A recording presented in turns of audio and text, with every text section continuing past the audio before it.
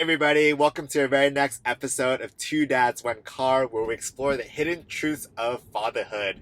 I'm excited right now because I'm going to my high school friend's place. I've known Trini since grade 10, and it's amazing. We've really tracked life since then. Today I'll be talking to her husband, Justin, which I've known for many years as well, too.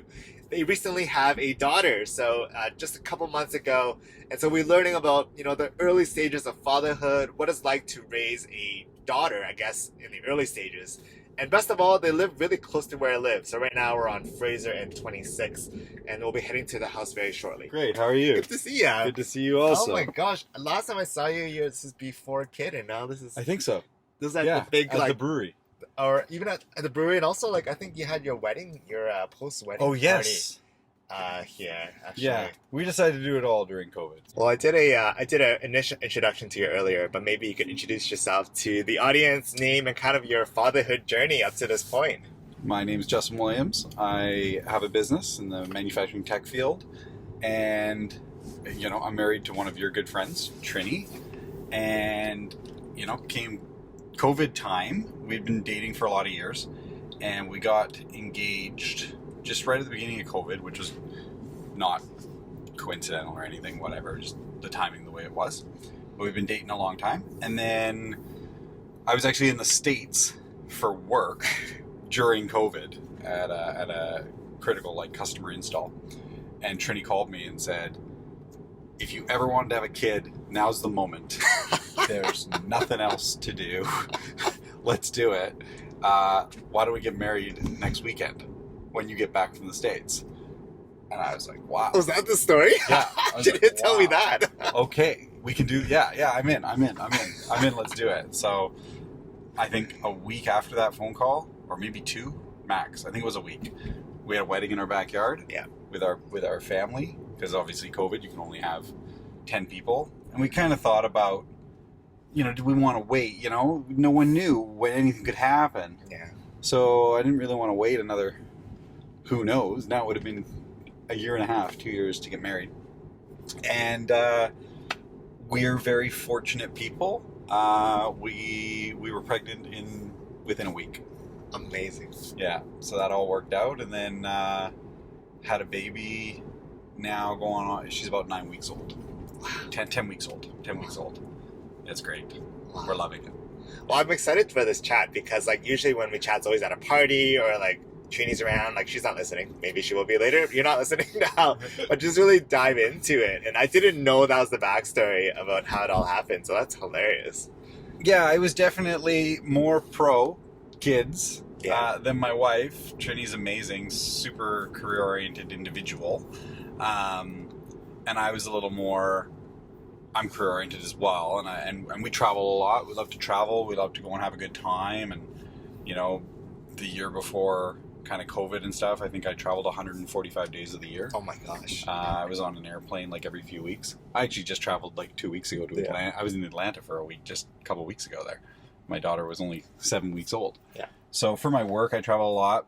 But Trini was just a little more, do we want to have kids, that, lifestyle we want, that kind of thing. And I just felt it was an experience of life that I didn't want to miss, and an element that I think enriches your life. And it's a cool experience to be part of. And so, COVID helped me out, right? And she got on board. And now she is an incredible mom. She's amazing. Wow. And she's loving it. She's totally loving it. And we're enjoying the experience of having a baby. We're very, very fortunate in that her parents are incredibly involved and very supportive. So they bring food and they come essentially every day and watch the baby. Over. Yeah, you got to come over. Got to come meet. Our daughter's name is Michaela, and that was a process too. You got to pick a name. Yeah. Right? And we had a few that we were banding about, and we settled on Michaela, which we think is a beautiful name. Yeah. There's a lot of, when you go to pick your kid's name, okay, try to make fun of it. Yeah. Right? Try at least for us, everyone do your own thing. You've got all sorts of reasons for names and things like that, right? Family histories.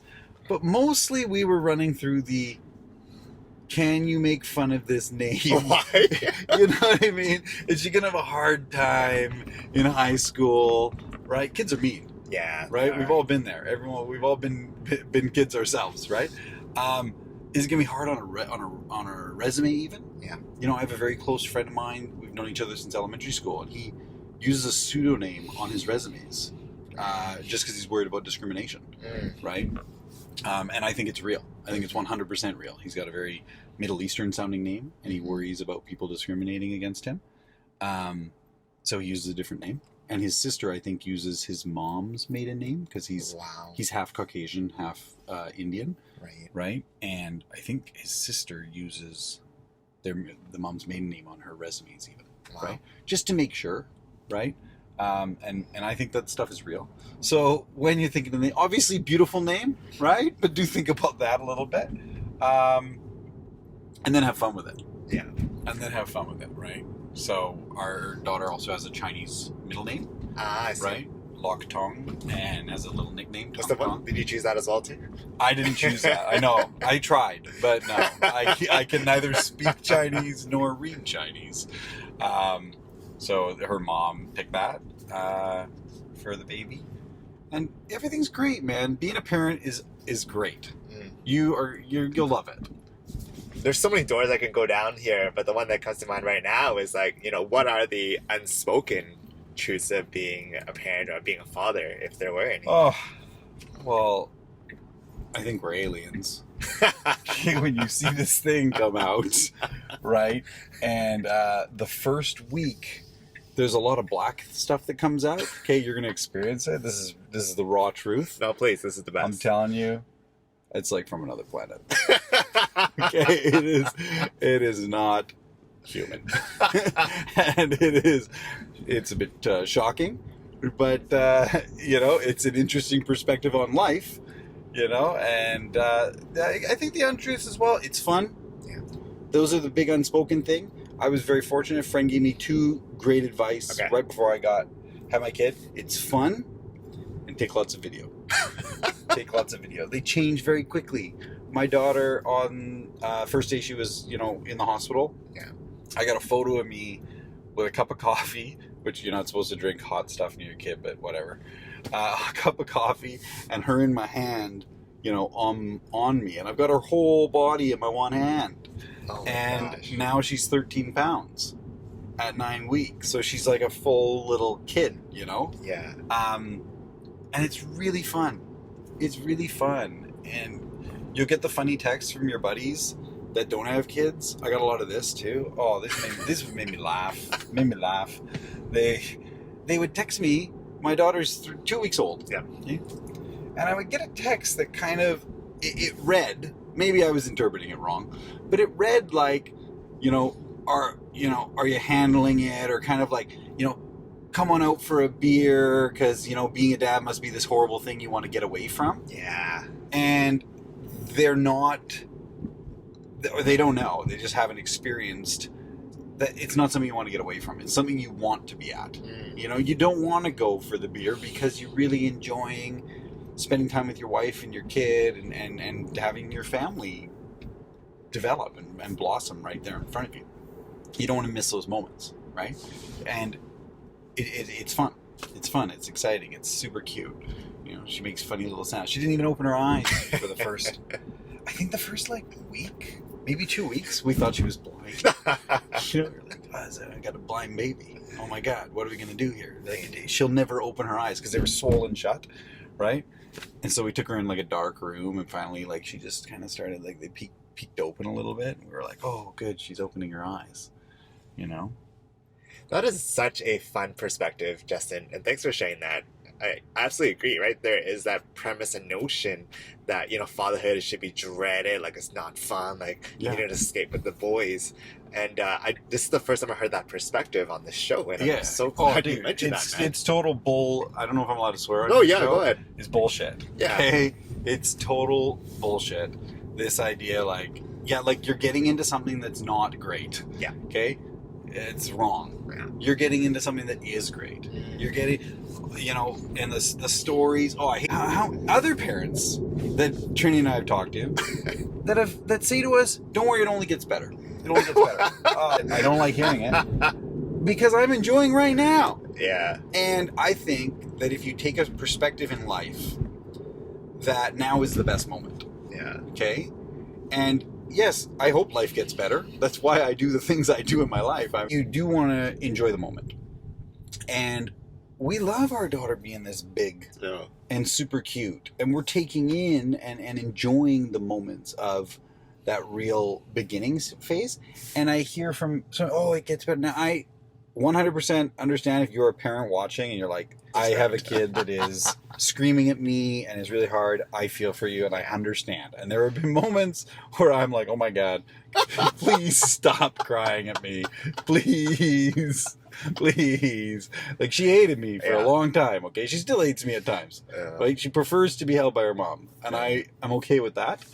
But if you take this kind of attitude of being chill with it, like, it's just parenthood. It's like, people have done this before us, Stephen. Yeah. We are not the first. Yeah. We won't be the last. This too shall change, is a good way of looking at things. If baby's crying, you know what? In a few minutes, if your baby has colic, I totally get it. I'm sorry. Those are very hard moments too. Yeah. But, the baby will stop crying. They'll grow out of this phase, whatever. But also, they're going to grow out of this really cute phase. Like, they're going to grow up. So make sure that you're enjoying every moment. And we've had our hard moments. The birth itself was a little bit, we had a challenge, Okay. we had to get a C-section unplanned. And then, the nurse came out because Trini had to go fully under. Oh, wow. Yeah. And the nurse comes out to me and is like, "Sir, I need to tell you, your baby's being resuscitated." Oh, my goodness. And I was like, what? So that was a really tense moment. It was the most intense moment of my life. Holy smokes, Wow. Justin. What do you mean, resuscitated? Yeah. She's like, "Sir, I'll be back in a moment." Right? So she goes back in, she comes back out. She's like, "You can come in, the doula cannot." I come in, What? there's like 20 people in this, operating room, 10 of them on my kid, 10 on my wife. She's still unconscious. It was a real deal, serious moment, Yeah. And the doctor starts talking to you, and you're like, well, what are you going to say to this guy? He's obviously an expert. I'm not. Yeah. So I just said to him, you follow your process. Yeah. Don't worry about me. Yeah. Just do your thing. So then they started doing their thing. And then everything seemed to get cool, and the baby was crying and stuff. And I said to the doctor, I didn't want to leave here without getting the full meal service. So good thing we're taking advantage of all this taxpayer money. Yeah. But so there's been intense moments for us too. They thought that our baby had a heart murmur. I see. At one moment too, we had to go get a checkup. So that was kind of one of those things where it's like, oh no, my baby's got a thing that could be, it's a hole in the heart, right? It could be something, right? Ended up, she grew out of it. That was cool. You just don't know, right? It's nature, and you want to roll with it. Don't try to be my own advice to me more than to you. Don't try to control life too much. Yeah. Right? This is a whole nother person that's going to live their life. And you're there to help them and maybe guide them a little bit and all that kind of good stuff. But really, they got to live their own life, right? And it's going to impact you. Right? Kind of goes back to that phrase that I go back to. It's control the controllables, right? And when you're in that situation, like, there's really nothing you can control at that point. No, there's none. Like, absolutely none. No, the whole parenting thing you can't control. Go from being, if you're a person that likes control, which your car's pretty clean, so you probably like control. I'm also in the legal business. You're probably fucked. Yeah. like, come on. Yeah. This is one of those ones where you do want to be like, you know what, I can't control this. It's okay. And it's okay. Yeah. Right? My wife's a hero. She takes night shift. I battle with like insomnia forever. I'm not a good sleeper at all. So even with that, for like the first couple of weeks, I was going downhill, man. It was like a skydiver without a parachute. Oh, okay, no, yeah. I was like trying to like be up all night and help her and do the diaper change and everything. And she just came to me and said, "You know what? This is not working. Yeah. You need to sleep." So I sleep at night. Yeah. I took a number of weeks off. Took about a month and a half off from work, and I cook and clean and do all that kind of stuff. And Trini takes on the night shift, and then her parents come during the day and help during the day so that she can get some rest. So we've got a great support network.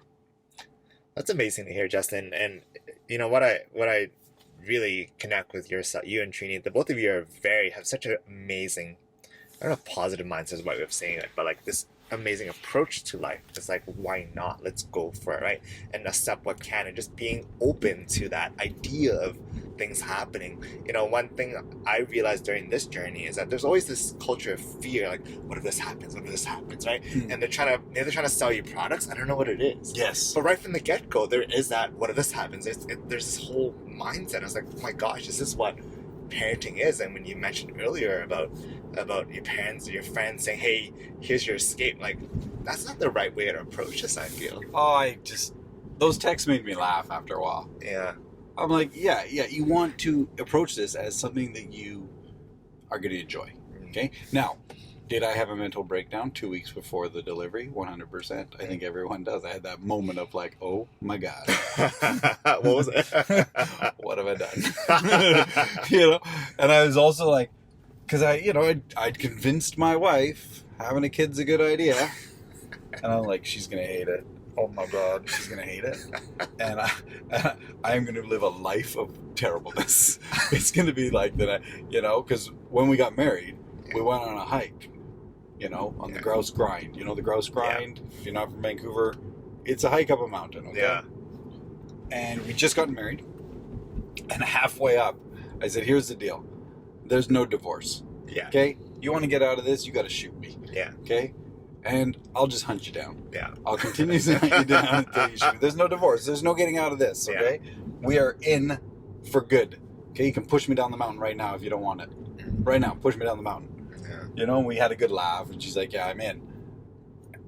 So then when it was about 2 weeks before she was due, and, the labor, pregnancy was, with its challenges too. It's hard on women, okay? And postpartum is real, and don't be a shitty dad, dude. And don't be a shitty husband. Like, that's something that we as guys should all take pride in. Being a great dad and being a great husband is something that you should be proud of and can be proud of and should be celebrated in our society. Don't let your work get ahead of you and all that kind of stuff. Work is important and money is important, but your family is more important. Your wife should be the most important thing in your life. Your children should be the most important thing in your life. You stay focused on that, you'll be good. But there was this moment 2 weeks before, and I was like, oh my God, she's gonna hate being a mom. And I'm gonna hear about it for like 40 years, the next 40 years of my life, maybe longer. Why do you think she would hate being a mom? I don't know. I was just worried. Oh, yeah. Like a normal. I'm a human too. I'm a person too. Just like, she was career oriented and all of these kind of things that traditionally our society is starting to tell us is like, more important than having a family almost, which I think is baloney. Yeah. Right. It's so celebrated. Entrepreneurship. Right. Working long hours. Right. Earning money. All this kind of stuff is celebrated. And lifestyles around families, I find in a lot of ways is not as celebrated anymore. It's not in mainstream culture.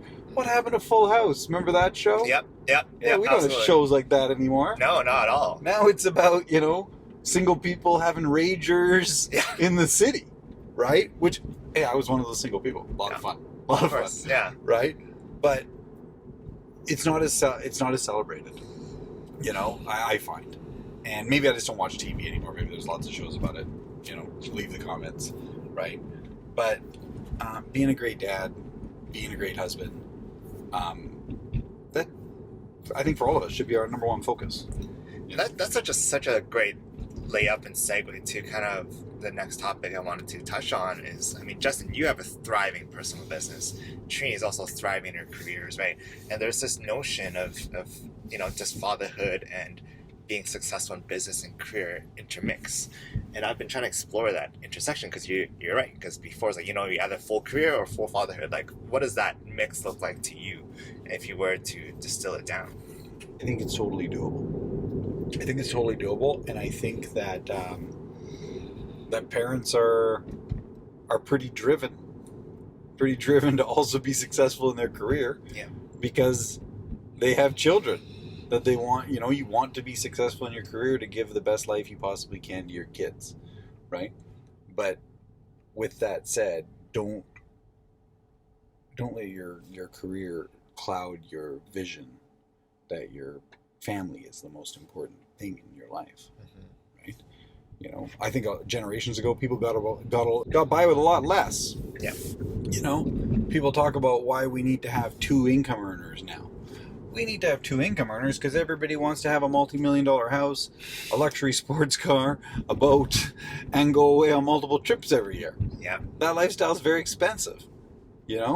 I grew up in the suburbs of Vancouver. I remember my dad saying to me, yeah, because we couldn't afford to live in Burnaby. This was in the 1980s. Yeah. So we lived out in Port Moody, where now, the equivalent, I guess, would be living in, Hope. Yeah, literally. It would be living in Hope, right? If there's even an equivalent. Maybe Right. it's living in Campbell River or Nanaimo or something like that. That's right. The city has changed. But it definitely, it's a challenge. I'd be lying to say it's not a challenge, right? Balancing career and family demands. And maybe I'm not the best person to ask because I only got one and she's young, right? Maybe talk to somebody that's got 3 kids, and they're 5 to 10, right? And you're juggling sports and school and school trips and everything that goes with it, right?